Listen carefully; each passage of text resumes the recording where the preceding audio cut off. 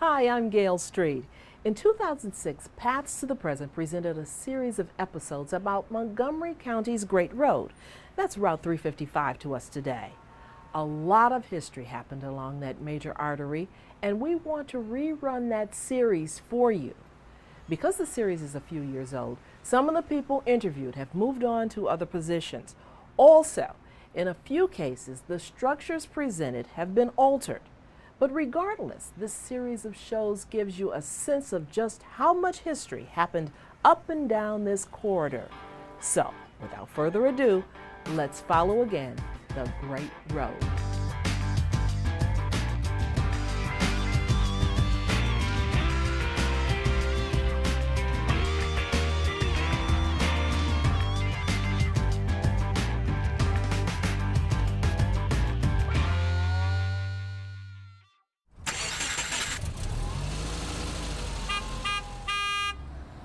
It's got different names depending on where you are.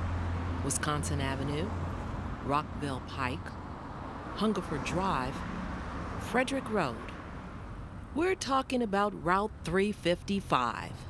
Everyone knows it as a highly congested artery that frustrates most drivers and frightens many pedestrians. It's the most heavily traveled road in this county, and because of that, many go to great lengths to avoid it.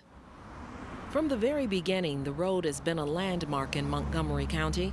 It got its start as a Native American trail, crisscrossing streams through woods and open spaces.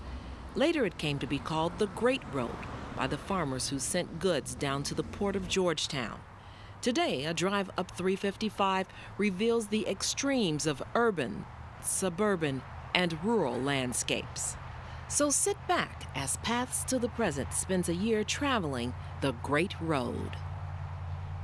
Before our exploration of Route 355 continues, here's just one proscript on Gaithersburg. This early crossroads community developed deep agricultural roots. In the early 1900s, large successful farms lined Frederick Road and businesses grew up to support them.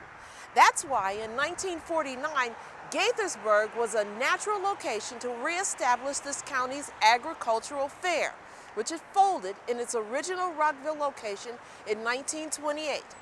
While it's not directly on the Great Road, when in operation, the county fair remains a significant presence along Route 355. For 2 weeks every August, approximately 200,000 visitors flock to the Montgomery County Fairgrounds to view prized livestock, garden and home economics projects, not to mention to have some fun. None of this would be possible if it not for the hard work of dedicated volunteers.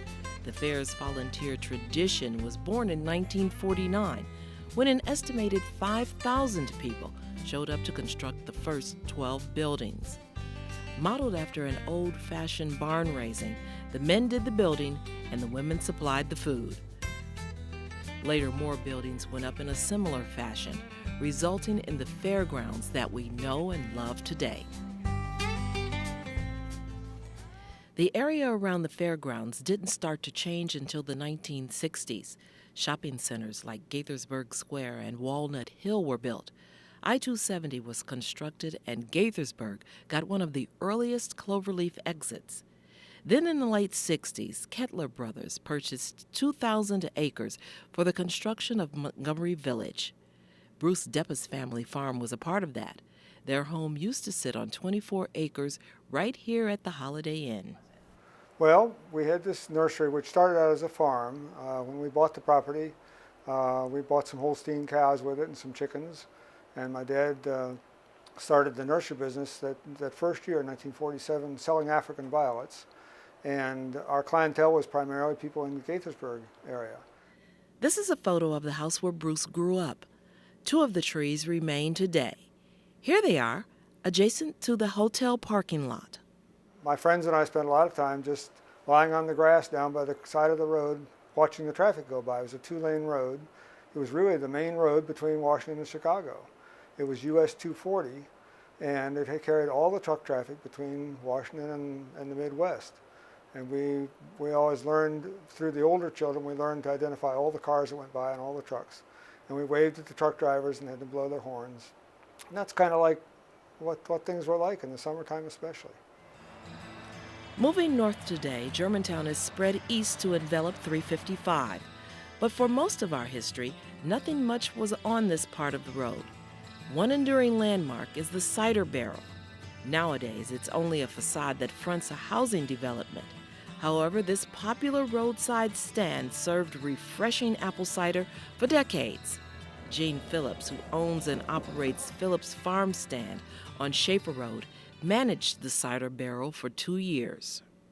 Well, I think the cider barrel got its start because of Prohibition.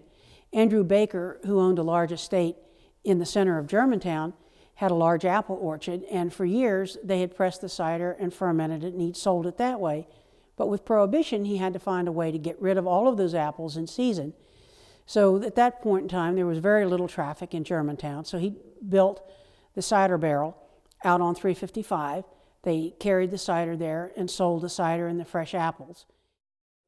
Probably about 1925, the Cross family came there and purchased the little restaurant that was next door and ran that and ran the cider barrel, and they started pressing the cider there on location until it closed a couple years ago. Well, I think the cider barrel has just been a landmark. You could always say, well, you know, down by the cider barrel, everybody knew where the cider barrel was. When I was a little girl, we used to go there and get cider. My grandmother would take me there in the fall to get fresh cider. I think probably everybody that's ever lived in the Germantown area, at least for any length of time, has been there or been by it. It's an architectural icon, I guess. Just about 3/10 of a mile up the road is the Neelsville Presbyterian Church. Founded in 1843, it's one of the oldest Presbyterian churches in the county. Elaine Huey has been a member here since 1980. She serves on their historical committee. Well, the actual Neelsville was more concentrated above here, but the families that came to this church came from both the east and the west. The original Darnestown Presbyterian Church was part of this church originally, and later the Boyd's Church was part of this church. They came from surprising distances. They had to travel through each other's farmland or Indian trails or other really primitive things. So often the minister would go around with a wagon to pick people up so they could come to church. The historic structure dates to 1878.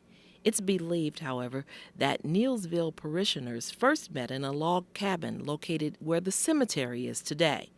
The church has been expanded over the years, but despite all the growth, Neelsville Presbyterian Church hasn't changed much. It's really more than a church. If you've been here a while, it's your family. And when I was ill, people came and took care of my animals. When people have new babies, everyone's out there trying to help with meals. It's still an old-fashioned church. And I think, you know, that just reflects what had happened in the past. Henderson's Corner Road is named after Reverend James Henderson, who was pastor at the Neelsville Church. He built his home here in 1862. Today, Londonderry, as it was called, was moved to make way for the Neelsville Village Center. Since 1963, the Literacy Council of Montgomery County has provided free English tutoring to adults. More than 500 volunteer tutors are helping, but believe it or not, more are needed. Currently, there's a waiting list of 300 students. Volunteers meet with their students 2 hours a week at a time and library that's convenient, and tutors don't have to speak a foreign language to help. Won't you join us? For information, call 301-610-0030 or go to literacycouncilmcmd.org.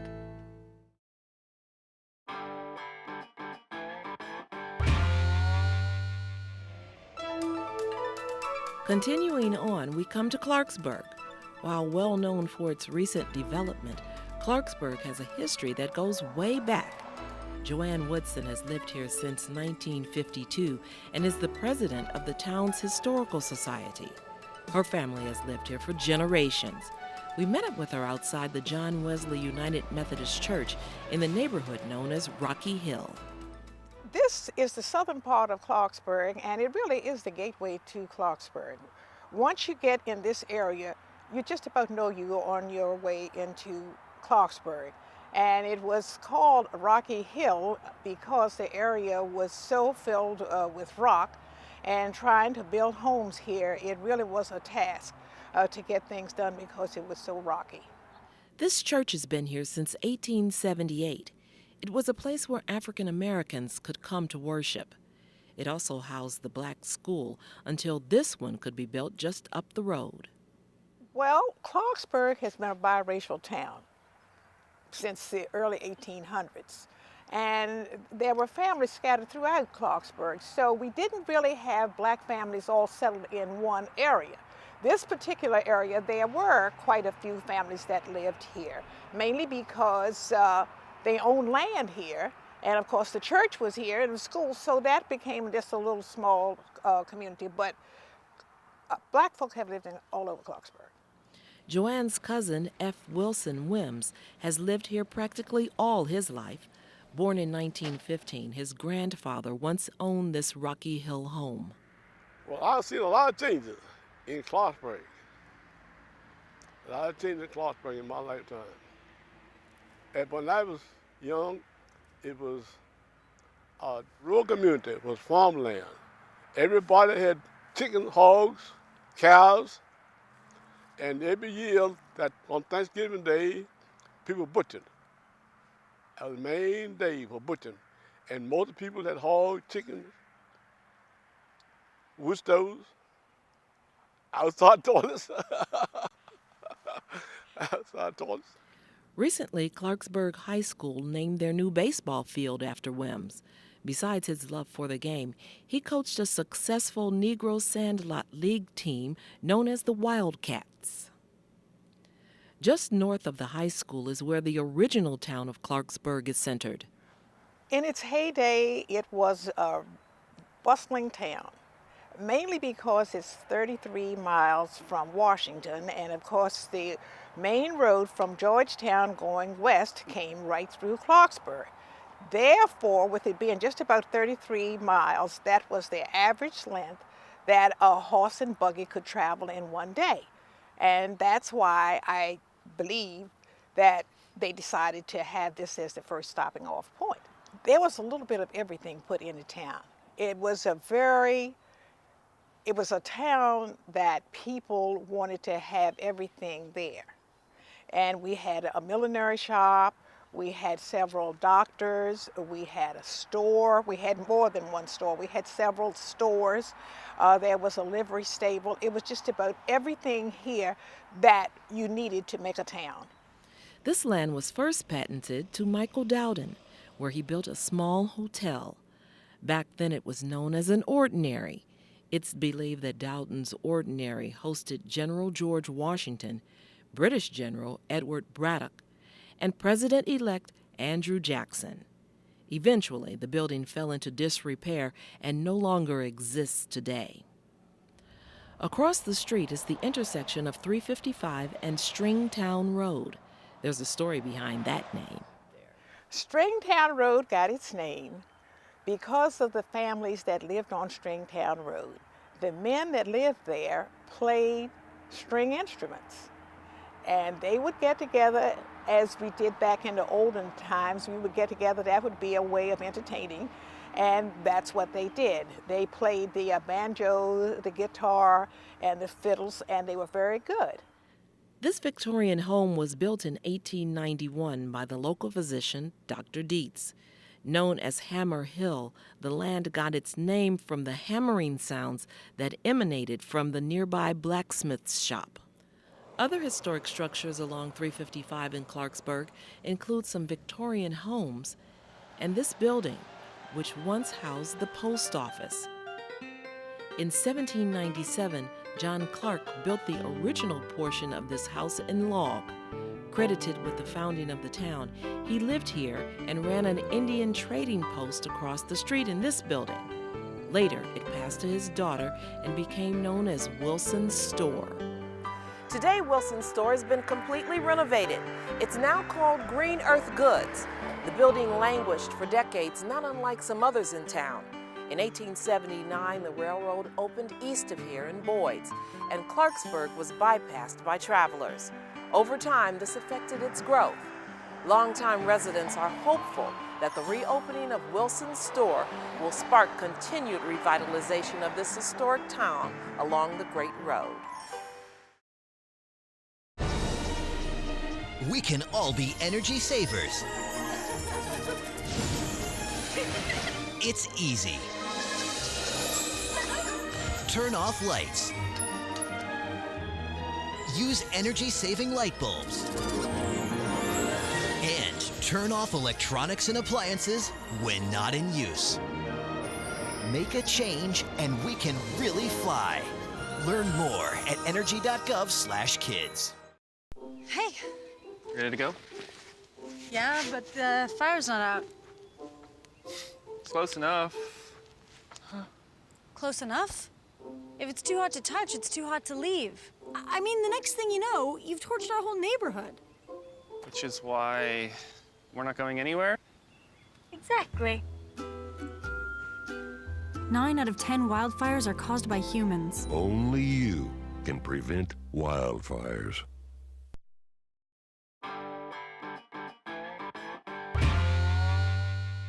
Today we pick up just this side of the Frederick County line in one of the largest intact rural villages along Route 355. Nestled in a valley in northern Montgomery County is Hyattstown. Incorporated in 1809, this town quickly became popular with travelers.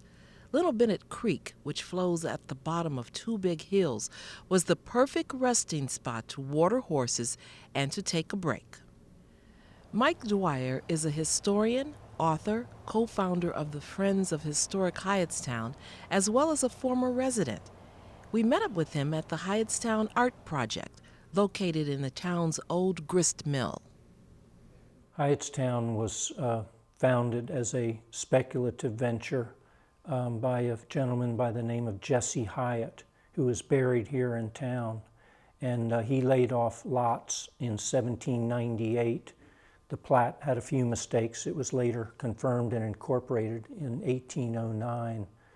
And it was quarter-acre lots on either side of 355, Montgomery County's Main Street, which was known then as the Great Road between Georgetown and Frederick. Hyattstown didn't just serve travelers.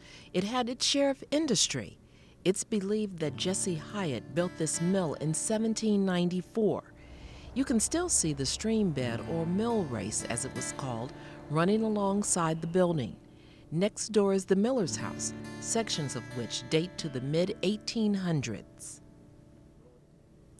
Here, where the fire department stands today, was the site of a tannery, which was founded by Louis Tabler about 1825. This modern dairy barn is where, around 1900, W.W. Price operated a creamery. Here, cream was separated from whole milk and then shipped to Baltimore. Don Burgess has lived in Hyattstown since 1989 and is a member of the Friends of Historic Hyattstown. Well, Hyattstown today is largely residential. There's a couple churches and a couple businesses, but historically it's been a rural roadside village to serve the travelers on the way. And so most of the houses, not all of them, operated some type of business. So we had, there was several general stores, a couple small hotels. Right over here is a house that was a tailor shop. There's a Singer sewing machine shop, cobbler, a couple of carpentry shops. Today, this is a private home, but when it was built in the late 1800s, it was Hyattstown School, a one-room schoolhouse. It served 1st through 7th graders, taught by 2 teachers. Dudrow's store offered dry goods, groceries, hardware, shoes, and millinery goods. It burned down a number of years ago, but it was once located here in front of the school. The Hyattstown Christian Church was established in 1840. The building was erected in 1871. Before then, congregants worshiped in a log meeting house here, south of town, where its cemetery remains. This building is known as the Hyatt House. It was built in sections starting in the early 1800s. For a time, it served as a hotel, and it's believed that President James K. Polk stopped here. Across the street stands the Davis House. Constructed about 1815, it is one of the finest examples of federal architecture in the outer county. At one time, it may have been an inn or a tavern. Abandoned for many years, the house fell into disrepair. With the aid of a grant from Maryland Historic Trust, the house is being restored by the Friends of Historic Hyattstown. At the northern end of town, one finds the Hyattstown Methodist Episcopal Church and Cemetery and the Hyattstown Methodist Episcopal Church South. The two were once one congregation, but split in 1865 due to differing views on the Civil War. African Americans worshiped in this building, which, before it was torn down, was located at the southern end of town. Taken together, the collection of buildings found along the road in Hyattstown are evocative of an earlier place and time. In the 1980s, the town was officially recognized as a historic district, protecting it for generations to come.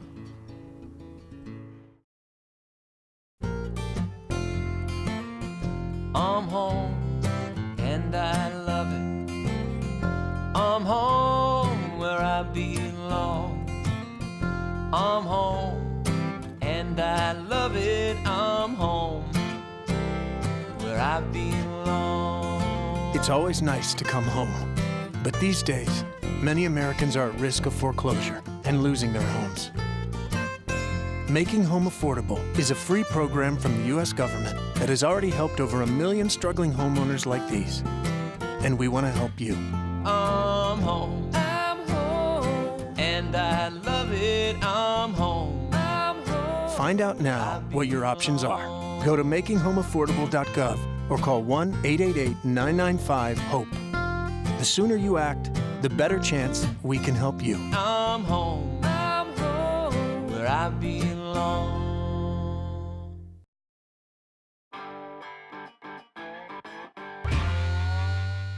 As 355 moves north from Hyattstown, it enters Frederick County. Until 1776, there was no county line here. Montgomery didn't exist. At first, it was part of Prince George's County. Then in 1748, it became a part of the newly formed Frederick County. Because of that, we're stepping over the line for a brief visit to our neighbor to the north, our first stop, Urbana. Situated amidst a sea of new development is the historic town of Urbana.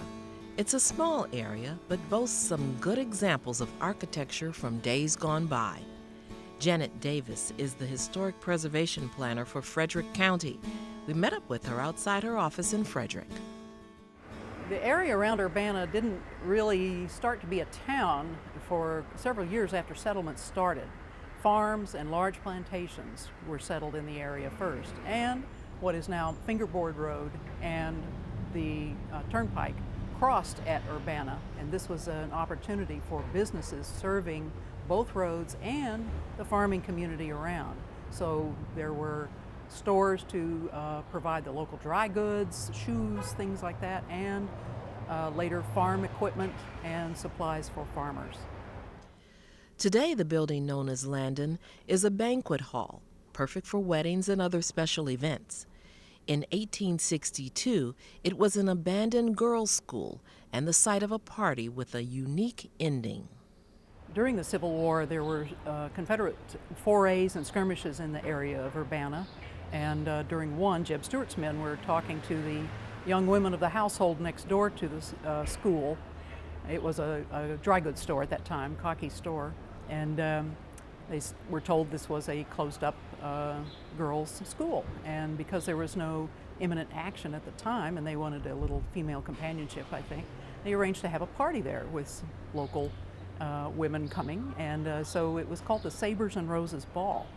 And during the ball, however, skirmish did happen at another location, and they had to hop on their horses and run off to that. And they stayed there hoping that the ball would be able to continue, but as it turned out, then wounded soldiers started to arrive, and they were cared for there.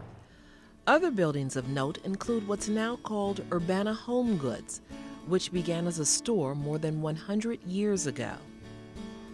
The Elijah Bell House, which was built about 1810 and was part of a very large plantation. And the Zion Episcopal Church, which also dates back to 1810. Today it is in ruins, but plans are underway to restore it. By saving this and other buildings here in Urbana, one still gets a feel for this little village along the Great Road. 4 miles north of Urbana, where the Monocacy River crosses Route 355, is the Monocacy National Battlefield. Today, this national park features a visitor center with historic displays, a self-guided auto tour with interpretive plaques, and 4 hiking trails that get you out onto the battlefields. Brett Spalding is one of the park rangers stationed here. The Battle of Monocacy occurred between Lieutenant General Jubal Early, who was a Confederate general, and Major General Lew Wallace, who was the Union general here. It occurred here because Major General Lew Wallace came here with all available forces in his department and set up a hasty defense. The Confederates, who were marching through the Shenandoah Valley, their objective was to attack Washington and, if possible, take it. And what so happened here was that Lew Wallace and Jubal Early had an engagement which lasted for the entire day of July 29, 1864, starting about 8 o'clock in the morning and lasting till about 5 o'clock in the evening. Jubal Early ended up winning this battle, but his stopover here foiled his true mission to take the nation's capital. For that reason, the Battle of Monocacy is known as the battle that saved Washington. Today, the landscape looks much like it did in 1864. The battlefield's more than 1,500 acres is made up of farmland and forest, with many of the historic structures still intact. Because of that, visitors to the park can step back in time and envision that eventful summer day in July. In the foothills of the Blue Ridge Mountains is the 3rd largest city in Maryland, the City of Frederick. Here is where Route 355 ends. It's called Market Street, and all up and down the road are indications that this was once a vibrant economic center. Today, the town boasts a 50-block historic district with Market Street at the hub.